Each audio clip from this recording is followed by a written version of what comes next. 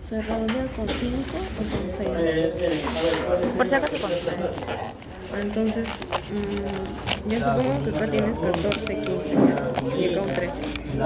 Porque hasta aquí, con todo esto, con 13, 13, 13 sacas 12,50. Dependiendo del profesor. Niño. Por eso vamos a ponerle 14, 15, 13. Muy bien.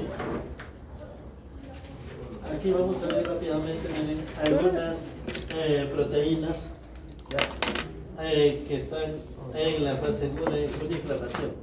Entonces, cuando una persona está inflamada, generalmente van a estar alteradas el fibrinógeno, la antitrixina, actoglobina, la proteína C reactiva y otras enzimas que pueden estar involucradas. Pero estos son los más importantes. ¿Correcto? Entonces, miren, estos son las proteínas que van a estar cuando el paciente tiene infección, cuando el paciente tiene inflamación. ¿Correcto? Hay otros, por ejemplo, que son de tipo leucocitos que también se libera cuando hay inflamación.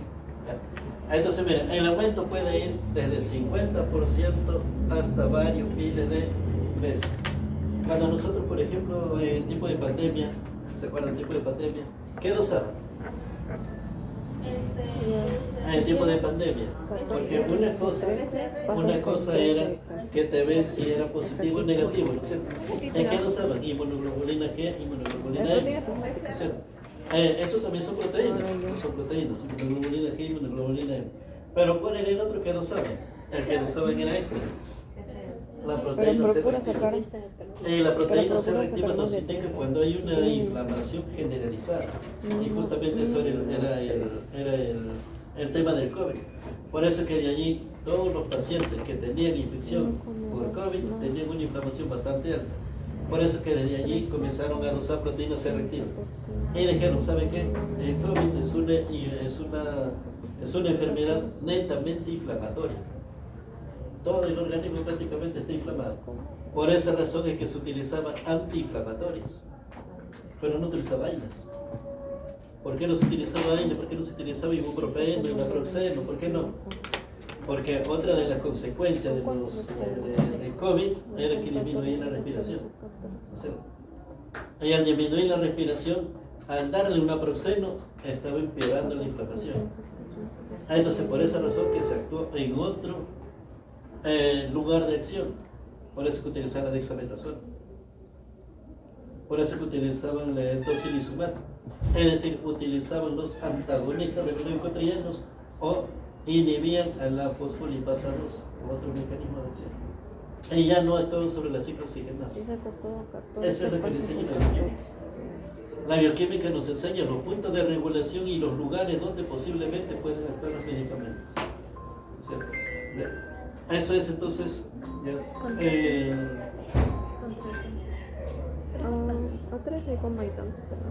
eso es entonces alguno de las enzimas que están involucradas en la inflamación.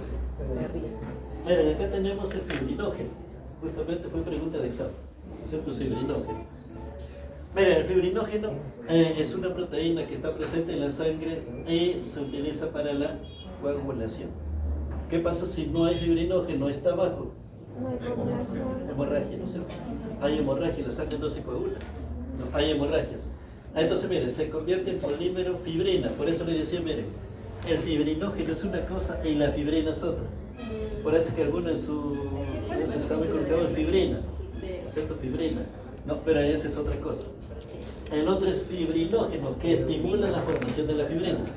No sé si ustedes le dije que cuando se hacía la prueba de coagulación, ¿le dije? La prueba de coagulación es, ¿saben de dónde se saca? De una gota de sangre o del dedo y el otro lo sacan de acá de la oreja. O sea, acá le dan un pinchazo con una lanceta, sale una gota de sangre y luego observamos. Nosotros observamos. ¿Y cómo lo observamos? Con un alfiler. Con un alfiler hacemos esto. Cuando empezamos, nada. Después pasan unos segundos, 10, 20 segundos. Entonces inmediatamente empieza a formarse como una telita. Esa telita es la fibrina. Por eso dice, de fibra, la fibrina. ¿Y quién está estimulando la formación de esa fibrina? Es el fibrinógeno. Entonces, ¿cómo sabes? Controles el tiempo, pues. Controles el tiempo. Desde el momento que comienzas a hacer hasta que se forma la fibrina. Ese se llama el tiempo de coagulación. ¿Ya? Muy bien, entonces miren, eso se convierte en fibrina y se convierte en el factor 8A.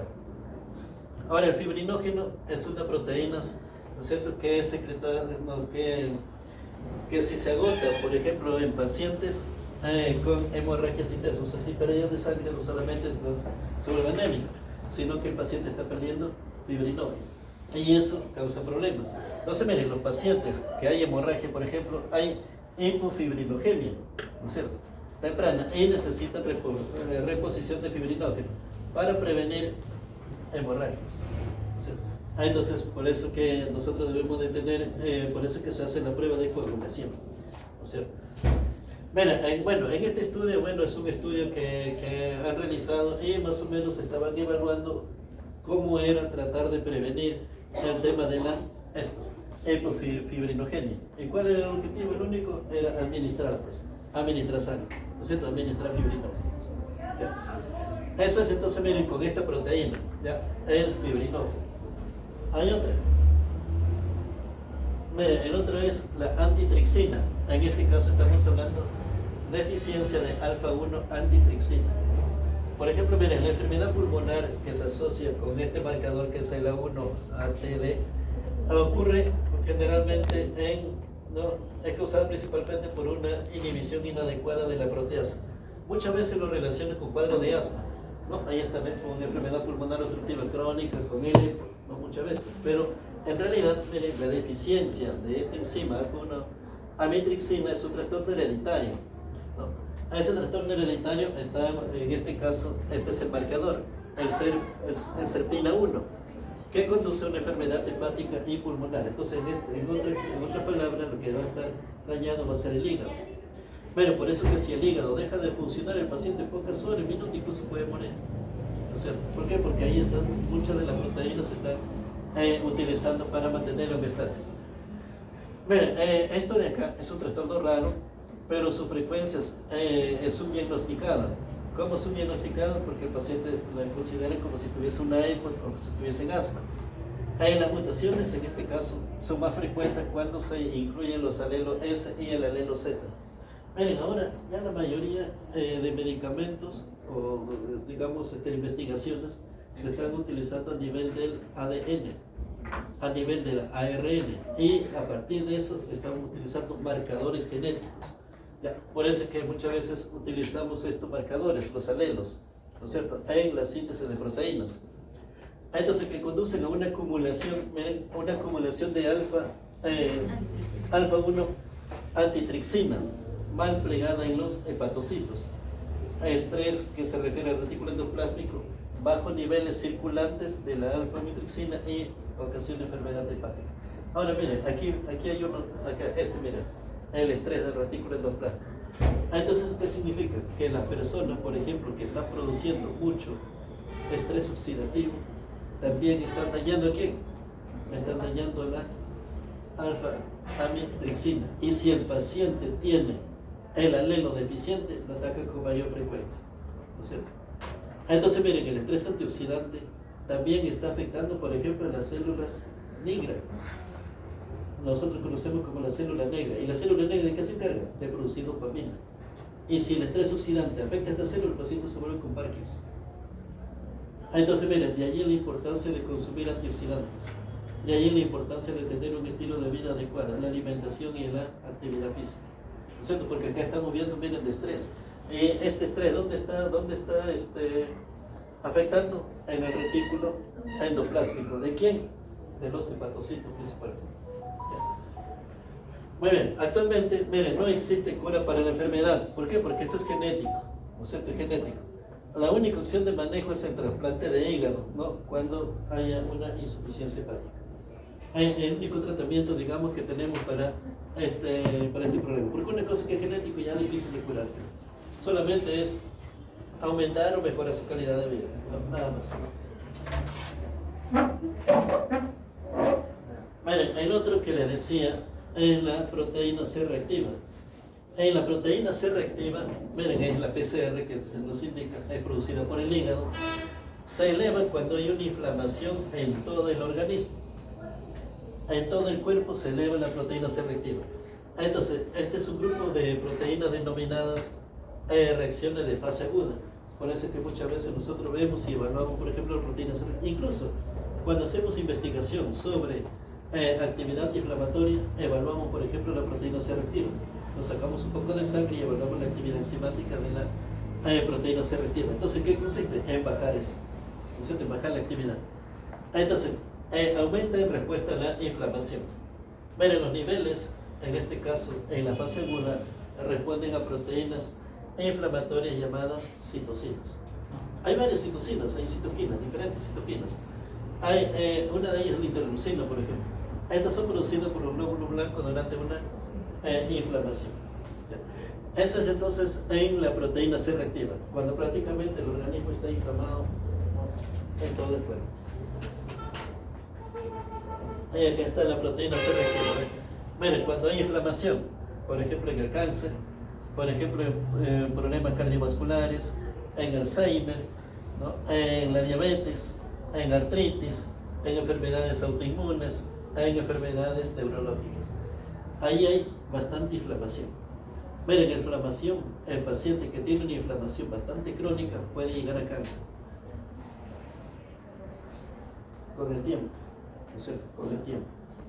Miren, uno de los problemas que saben cuál es el que se está apareciendo con bastante frecuencia es también el cáncer de esófago. El cáncer de esófago, no sé, hay algunas personas que tienen reflujo, ¿no es cierto? Tienen reflujo, pero no le hacen caso. ¿Por qué razón? Porque el reflujo muchas veces no ocasiona, digamos, un síntoma como si fuese, por ejemplo, digamos, un cuadro diarreico, ¿no es cierto? Entonces el paciente que tiene eructos, no le hace caso, toma agua, le pasa. Tiene bastante eructo, va pasando, pasan 15 años, ella está así. Entonces, ¿qué es eso? Eso se llama reflujo. ¿En qué cosa es reflujo? En la regurgitación ácida del estómago hacia el esófago. El pH del esófago es muy alto con respecto al estómago. En el estómago su pH es 2.4, mientras que acá arriba es de 6.6, 6.8. Entonces, ¿qué es lo que se va hacia arriba? El ácido y contenido biliar. Entonces, ese contenido biliar, ¿qué hace? Hace que se va hacia arriba y el esófago va a estar en contacto con ese ácido. ¿En qué va a hacer? Lo va a inflamar. Lo inflama. Y con el tiempo, eso van a producir proteínas que van a formar tumorcitos. ¿Y ya qué pasó? Cáncer. Ese es un cáncer de esófago.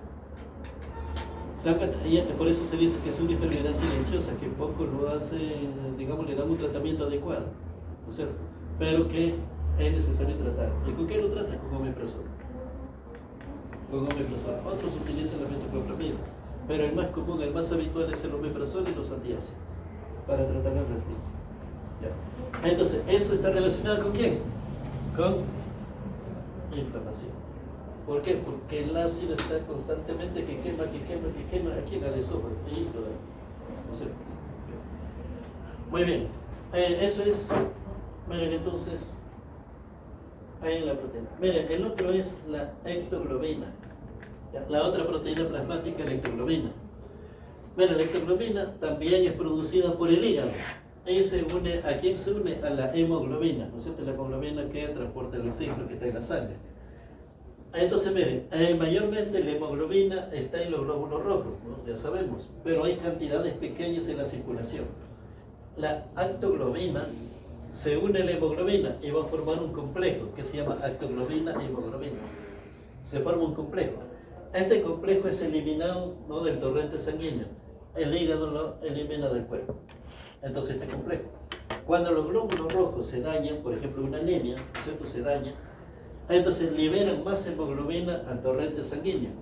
Esto significa que se elimina más complejo de actoglobina, hemoglobina. Entonces la actoglobina puede salir del organismo más rápido de lo que el hígado o el organismo lo pueda producir.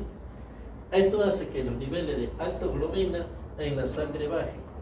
Y los niveles de actoglobina demasiado bajos, ¿qué van a producir? Anemia.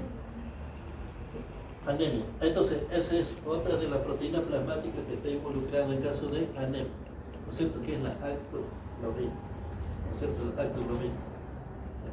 Esos son entonces los tres principales: la fibrinógeno, ¿no es cierto?, la proteína C reactiva la actoglobina y la enzima que les mencionaba acá, la enzima que es la antitrexina. O sea, antitrexina. Por ejemplo, en el examen le pregunté ¿cómo se llama? El albinismo, ¿no? ¿Cuál es la enzima del albinismo? Tiroxina hidroxilasa. O sea, la tirosina hidroxilasa. Algo parecido lo puedo preguntar acá. Por ejemplo, ¿cuáles de las proteínas plasmáticas están bajas cuando el paciente, por ejemplo, tiene anemia? La actoglobina. Es decir, la actoglobina cuando el paciente tiene anemia. ¿Cuáles de las proteínas plasmáticas están aumentadas cuando el organismo está inflamado en su totalidad? La proteína C reactiva. ¿Y para qué nos sirve? Para diagnosticar cuadros inflamatorios. Pero solamente nos dice la proteína C reactiva. O sea, mira, ¿sabe qué? Tu proteína C reactiva está alta. Ya está alta. ¿Qué me indica? Que está inflamado. ¿Pero dónde? No sabemos. Puede estar inflamado en los pulmones, puede estar inflamado en el páncreas, en el intestino, en cualquier lado puede estar inflamado. O sea, entonces para eso se realizan otros análisis para llegar a dónde está el problema. O sea, muy bien, eso es. Entonces acá con la actoglobina. Y bueno, el catabolismo de la hemoglobina después de la hemólisis intravascular, hay una hemólisis acá están los eritrocitos, acá hay un tetrámero de hemoglobina. Estos pueden tomar diferentes vías. Una vía es para acá el dímero de hemoglobina y la otra es la metahemoglobina. La metahemoglobina elimina la globina y el grupo gen. El grupo gen elimina o produce la metalbúmina y con la hemopexina más la metalbúmina van a producir bilirrubina. ¿Cierto? Ya saben bilirrubina cómo se produce en el organismo. ¿Cómo se manifiesta? Coloración amarilla, ¿no? ¿Cierto? Coloración amarilla. Hay algunos pacientes, por ejemplo, el paciente llega, el médico, ¿qué es lo primero que hace? Entonces lo primero que hace es esto, ¿no? Hace esto y su linterna, ¿no? Entonces, ¿qué pasa? Si hay amarillo, significa que es ictericia. Y si es ictericia, inmediatamente, ¿sabe qué? Va a ser una ecografía abdominal. ¿Por qué razón? Porque ahí puede estar involucrado el hígado, puede estar involucrado el páncreas. Para ver eso sobre todo. ¿No es cierto? Muy bien. Esta entonces es la bilirrubina. Entonces, miren, en los hepatocitos también están eliminando bilirrubina, pero a la vez están secretando hierro. Y ustedes saben que el hierro es una sustancia oxidante. Y si es oxidante está causando problemas. Por eso que algunas plantas que dicen, mira, ¿saben qué? Estos flavonoides se utilizan como captación del hierro. O le dicen otros, dicen, quelante del hierro. ¿Qué significa? Que agarran y atrapan al hierro. ¿Para qué? Para que no produzca daño. Y ese es un sistema antioxidante. Ese es un mecanismo antioxidante. Miren, por el otro es el dímero de hemoglobina. Por el otro lado, entonces, ¿qué va a producir? Esto va a producir igualito, miren, va a llegar a los hepatocitos, va a producir bilirrubina, va a liberar hierro con la actoglobina. ¿Ya? ¿Y esto qué origina? Miren, todo esto, ¿a dónde se va? Al intestino, ¿no es cierto? Urobilinógeno fecal. Y por aquí se puede eliminar, ¿no es cierto? Y en el otro, por acá, la hemoglobina se va a los riñones y se elimina bajo tres formas: hemosiderina, hemoglobina y metahemoglobina. El más común acá es la hemoglobina, por eso es que a veces nosotros tenemos rasgo de sangre, ¿cierto? En orina rasgo de sangre. Entonces, ¿qué nos indica? Que hay problemas, ¿no? A nivel de proteínas plasmáticas. Y una de ellas, ¿quién es? Es la actoglobina o la degradación de la hemoglobina. Correcto. Muy bien. Bueno, estos son básicamente, miren, los eritrocitos, cómo se elimina por vía fecal y cómo se elimina por vía renal, ¿no es cierto? Por la orina. Bueno, eso es básicamente, ¿no? Que es para complementar lo que habíamos visto en la clase anterior. ¿Sí? ¿Esto va a venir en el examen sobre la semana 9, hemoglobina? para la siguiente. Con el catabolismo. Sí, esto de aquí ya es para el parcial unidad continua 3, ¿no? Sí. 2 semanas más. 2 semanas más de la para el examen continuo 3 ingresa esto. Ya, como ven, no es mucho, solamente son 3, 4 proteínas nomás. Miren, para que puedan estudiar bien y puedan recordar, hagan resumen. Porque si no se resume, va a ser bien difícil que se lo. Primero, que lo puedan retener. Y segundo, que hay acumulación. Pero va a venir de la. A mí mi Hay resumen, confusiones. 2 hojitas. Tienen que hacer resumen. Esto que está aquí tranquilamente entra en una diapositiva. Es decir, en media página pueden resumir esto. Menos, media página.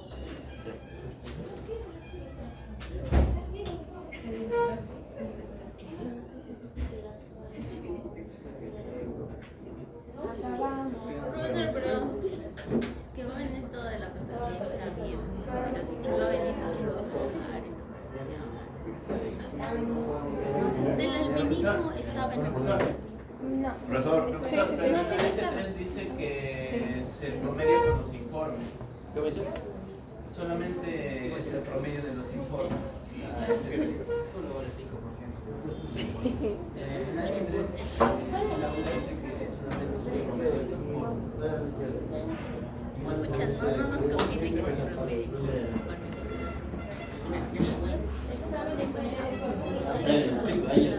Hay algunos me preocupa porque hay algunos que están con promedio 6. Profesor, ¿será examen? El quien envía el Bueno, no recuerdo, pero ¿Hicieron su parte del 6? la 12 y la 13. La 12 y la 13. Es la 11. A ver, vamos a ver. Hasta la final de Así fue en bioquímica, solo vimos continua 1, parcial y final. Ah, la semana 15 hay exposición. Aquí no sé, hay que revisar la ficha. Sí, creo que es. La otra semana también tenemos clases. O sea, la otra semana. la 4 la próxima es. Ajá, 3 y la 4. Ahí voy a ver chequear y le voy a decir. La 4 dice la exposición. Pero vayan estudiando. Pues. ¿Con informe? Mejor que sea los exámenes, los test. Bueno, chicos, de aquí en adelante no les queda otra cosa que sacar 18 20, no tienen otra cosa. 18. Exámenes especiales. Con el Pero laboratorio. yo digo que No, laboratorio va a bajar. Así que no se confíen porque el profesor no está contento con los informes. Bueno chicos, entonces nos quedamos aquí. Ya continuamos la próxima semana.